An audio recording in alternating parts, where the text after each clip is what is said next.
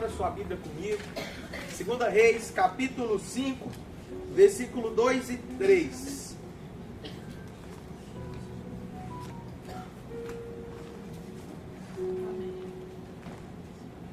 Segunda Reis, capítulo 5, versículo 2 e 3. Se você puder ficar em pé para nós lermos a palavra de Deus. 5 o quê? Capítulo 5, versículo 2 e 3.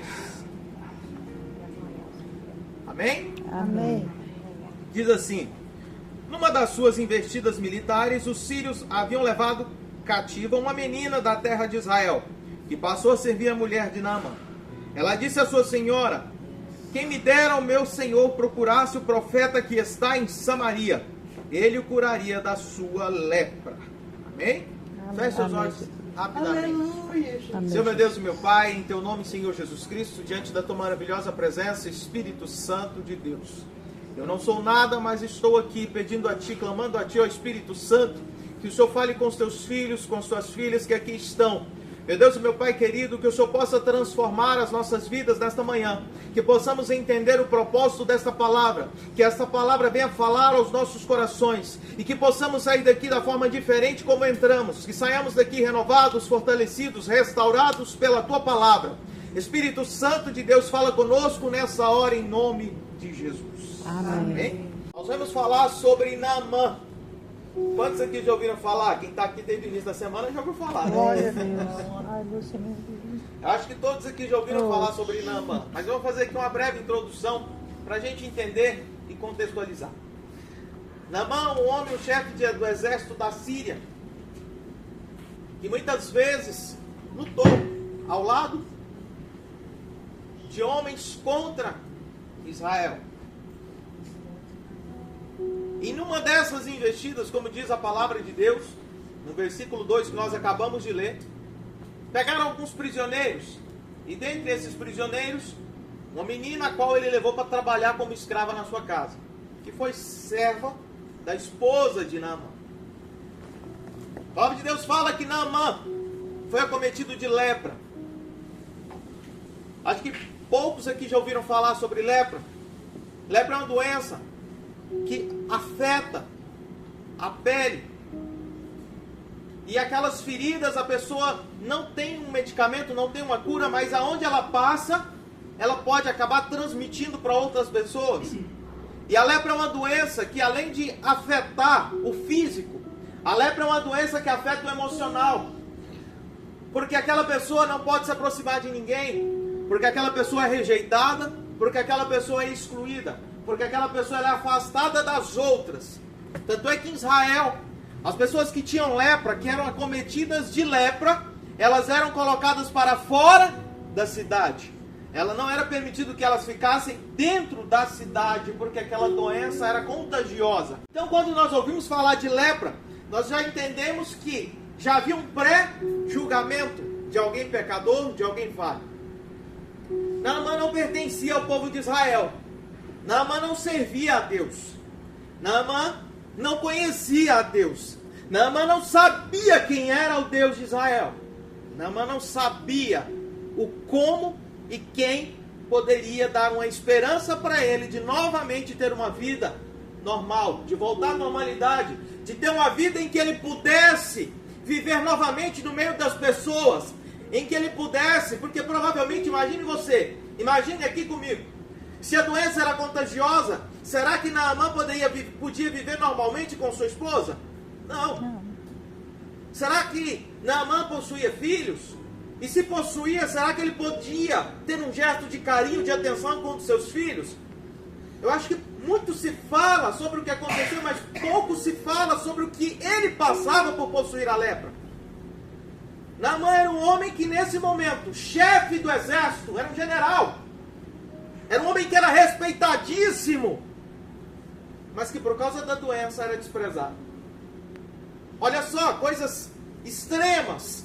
Um homem que era uma inspiração, que era respeitado pelos soldados daquele exército, mas que ninguém queria estar perto. ser respeitado e ninguém poder chegar perto.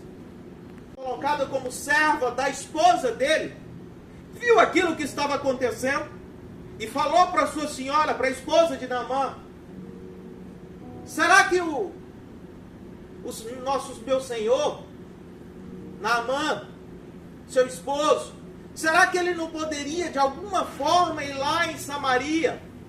Tem um profeta lá, que eu já fiquei sabendo que faz muitos milagres. E aquela mulher então viu uma esperança, porque imagine aquela mulher, amava aquele marido, mas não podia chegar perto dele. Eu acho que isso para a mulher dói muito mais. Amar uma pessoa e não poder ter um toque, ter um carinho, chegar perto, se aproximar, não poder dar um abraço. E ela então falou isso para Naamã, mandou levar o recado para Naamã: olha, parece que Israel tem uma solução aí. Parece que tem um Deus lá que pode te curar, tem um profeta lá que pode te curar. E dizem então que Naamã foi até ao rei da Síria. Olha só o respeito que ele tinha do próprio rei. Diz que ele pediu, o rei fez uma carta para o rei de Israel, para que pudesse ser curado, para que curasse Naamã. E quando aquela carta chega, irmã Veriane, aquela carta chega ao rei de Israel, o rei se desespera. Lá vem o rei da Síria procurando motivo para a gente brigar de novo. Lá vem o rei da Síria procurando motivo para a guerra. Porque ele vai falar que eu não dei conta, que eu não curei, que não resolveu o problema, e vamos começar uma guerra novamente. E aquele rei se desesperou. Só que havia um profeta chamado Eliseu, do que havia acontecido. E ele mandou então seu servo ir até o rei, fala para ele que ainda tem Deus em Israel. Que ainda tem um Deus aqui que pode curar, que pode transformar. Graças a Deus. Aleluia, Jesus. E mandaram então a devolutiva: Tu és lindo, Naamã, Jesus. pode vir para Samaria que está tudo preparado. E então chegou o local, o endereço lá, ó. Imagina, chegou lá no celularzinho, se tiver celular, né? Lá no celularzinho na mão, a localização aí, ó. Vamos para lá. E Naamã foi com seus soldados, com seus servos, foi com a carruagem, diz que levou ouro, diz que levou joias e muitas coisas, presentes para o profeta. E quando chegou diante da casa do profeta, o profeta saiu e recebeu ele, não foi? Não. O profeta falou: Geazi, vai lá e fala para ele tomar um banho lá no Rio Jordão lá, e ele vai ser curado. E o servo foi lá e deu recado. Falou: não, peraí. Eu trouxe carruagens, eu trouxe joias, eu trouxe presentes, eu trouxe esse tanto de coisa, e ele não vai nem me receber? Falei: não, mas ele já deu recado, pode ir lá. E a palavra de Deus fala exatamente o seguinte: que Naamã ficou com raiva e ia voltar para trás. Só que um dos seus servos falou para ele: mas peraí, o senhor já veio até aqui que era mais difícil? O que curte o senhor ali, dá um mergulhinho na água ali, vai que dá certo. E Naamã assim fez. Ele até questionou, mas não tinha como ir ser num outro rio. Olha, meu senhor, o senhor já está aqui? Vamos embora. E diz a palavra de Deus que ele mergulhou 1, 2, 3, na 7ª vez, assim como o profeta falou. Diz que ele levantou da água e a pele dele estava como a pele de um bebê. Amém. Pastor, eu fico imaginando assim, que cada mergulho que ele dava lá, o negócio ia piorando, né? A lama ia arrancando as feridas. Ia coçando, machucando. Ele não desistiu. Ele foi curado. Mas o que eu quero falar hoje não é sobre o rei, não é sobre Naamã, não é sobre o profeta Eliseu. Quando eu virei a esquina ali embaixo, o Espírito Santo disse sobre quem era para eu falar. Aleluia. O Espírito Santo pediu para que eu falasse sobre a menina que está servindo a mulher de Naamã. Ah, Deus, maravilhoso. Glória a Deus. Naamã foi, mergulhou, foi curado. Eliseu, todo mundo já sabe que era um homem de Deus. Mas a menina, nada se fala, pouco se fala sobre ela. Aquela menina foi levada cativa. Aquela menina foi levada prisioneira. Aquela menina foi afastada da sua família. Aquela menina saiu de todos os seus parentes. Aquela menina não estava mais na sua terra. Aquela menina não tinha esperança. Aquela menina não tinha futuro, a não ser servir uma mulher até o fim da sua vida. Aquela jovem não tinha mais o que fazer. Mas tinha uma coisa no coração dela. E para quem não sabe, por conta disso, Naamã agiu de forma mais branda nas próximas batalhas que teve, porque ele sabia que tinha um Deus.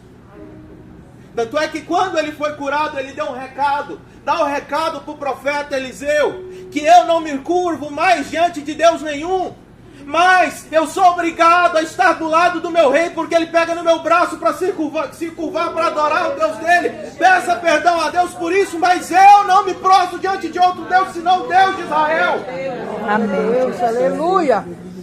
Aquela menina que não tinha esperança nenhuma, que agora era escrava, estava no meio em que ela poderia abandonar a Deus, em que ela poderia desistir de tudo, em que ela poderia desistir da própria vida. Mas pelo contrário, mesmo sendo escrava, mesmo sendo escravizada, sabe-se lá o que aquela jovem passou, sabe-se lá o que ela passava, porque não tinha ninguém para defendê-la, mas ela tinha que servir independente do que eles quisessem, ela tinha que servir. Mas mesmo em meio ao sofrimento, preste atenção, mesmo em meio à dor, mesmo em meio às lutas, mesmo em meio às tristezas, aos seus questionamentos, aquela menina não se esquecia de Deus. Amém. Mesmo em meio às lutas e às dificuldades, eu imagino que aquela menina sofreu muito. Eu imagino que quando ela foi feita escrava, imagine quantas violências aquela menina sofreu.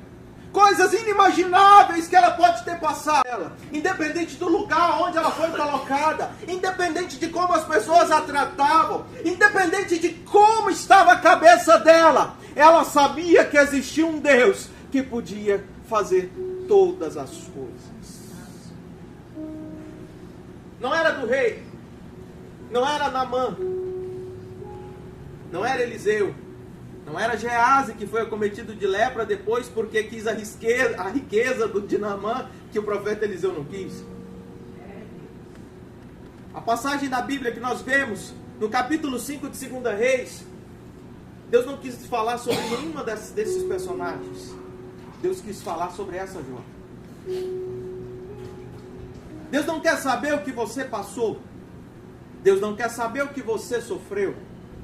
Deus não quer saber aquilo que aconteceu na sua vida, mas Ele quer te mostrar que independente de tudo isso, Ele é o seu Deus. Ele quer mostrar na sua vida que independente de todas as coisas, Ele ainda pode te dar esperança.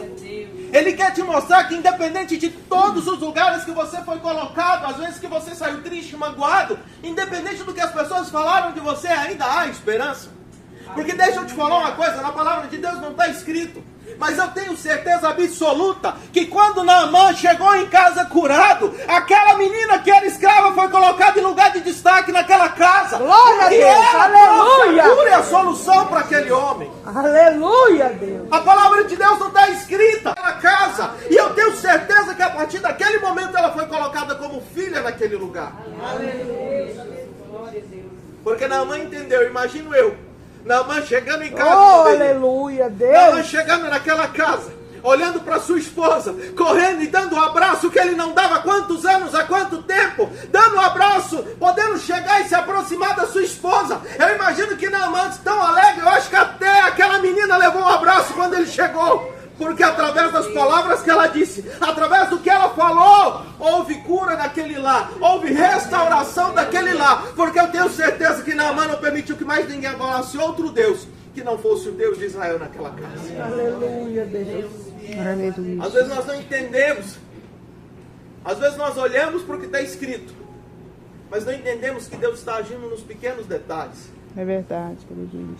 Toda uma nação depois foi abençoado, porque aquele homem ouviu falar de um Deus,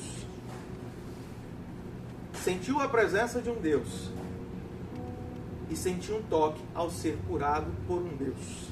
Aleluia. O profeta Eliseu não saiu de propósito. Porque ele queria mostrar para aquele homem que o poder não estava nas mãos dele, mas que o poder estava nas mãos de um Deus que não se pode ver, não se pode tocar, mas é um Deus que pode agir e pode operar. Eliseu não saiu porque ele queria falar para Naamã que não estava nas mãos do homem, mas estava nas mãos do Deus. Estava no coração dela. Aquela chama não se apagava no coração dela, mas ela lembrou de falar de um Deus Todo-Poderoso. Na palavra de Deus nós temos referência de uma outra pessoa que passou por essa situação e que se tornou um homem muito grande no Egito. Você já parou para pensar que essa menina tem a mesma história de José? Você já parou para pensar que essa menina tem o mesmo exemplo de José?